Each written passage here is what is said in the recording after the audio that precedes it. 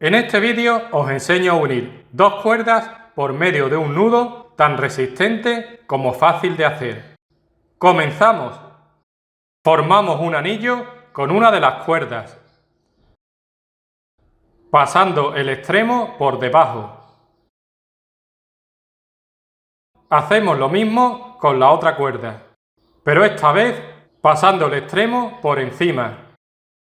Fíjate que en la primera hemos colocado el extremo por debajo, mientras que en la segunda lo hemos colocado por encima. Colocamos el segundo anillo encima del primero. Así.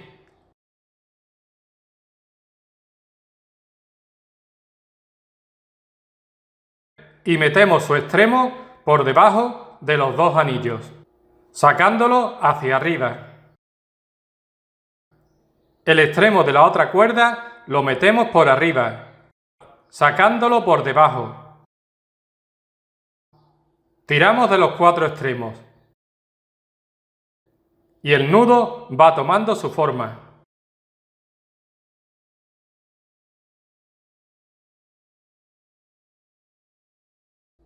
Si este vídeo te ha resultado útil, por favor, dale al like y compártelo.